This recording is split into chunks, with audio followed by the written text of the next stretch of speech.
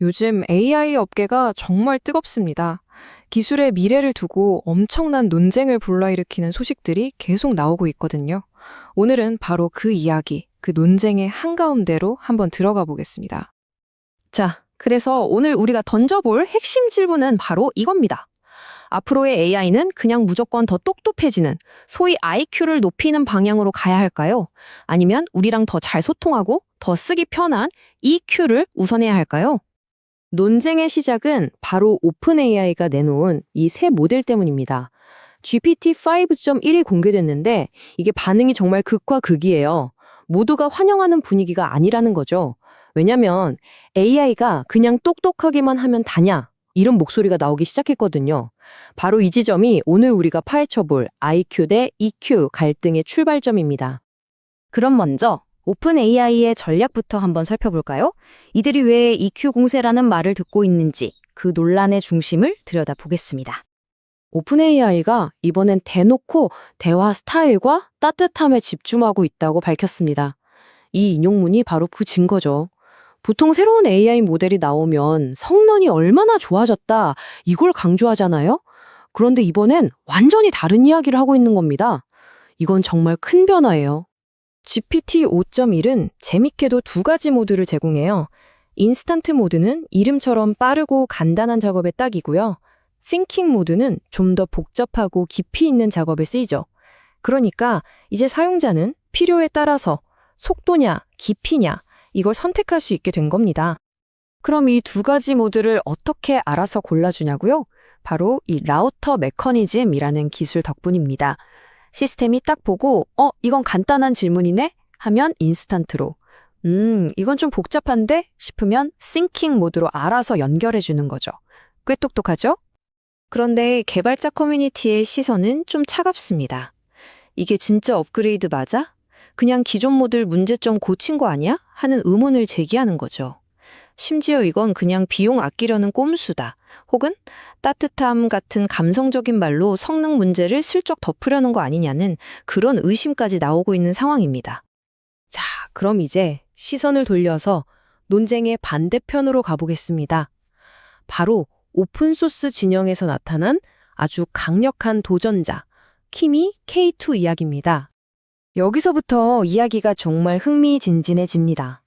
오픈 AI가 감성을 내세우면서 EQ에 집중할 때 다른 한쪽에선 순수한 성능, 즉 지능으로 판을 뒤엎는 모델이 조용히 나타난 거예요.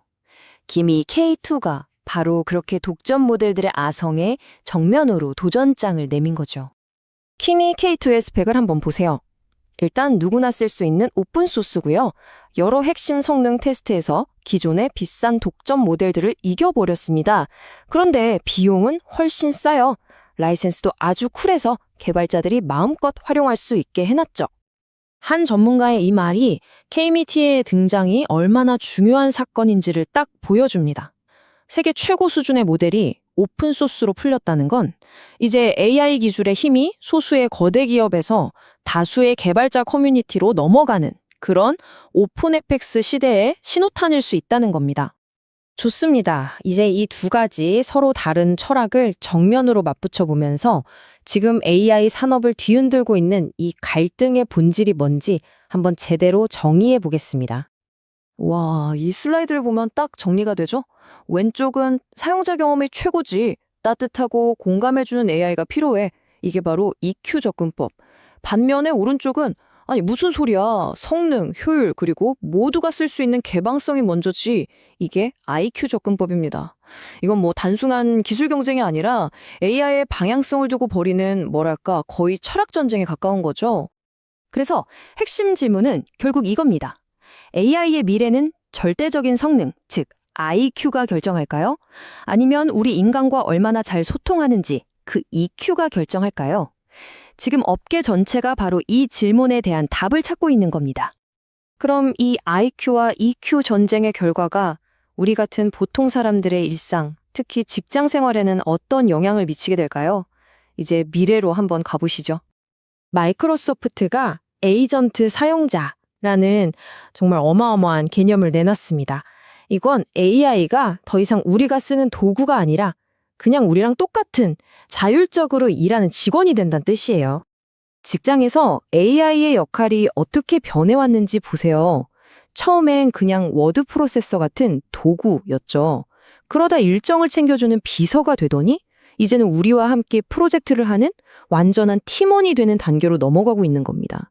이건 정말 엄청난 변화죠. 앞으로 나타날 AI 동료가 뭘 할 수 있는지 한번 보세요. 자기 이메일 계정도 있고요. 회의에도 들어오고 문서도 막 수정해요. 심지어 우리나 다른 AI 동료랑 협업도 합니다.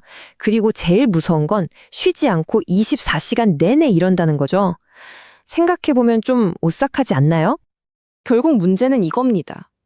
이런 AI 동료는 분명 엄청난 생산성을 가져다 주겠지만 동시에 통제 불가능한 보안 사고 같은 끔찍한 악몽이 될 수도 있습니다.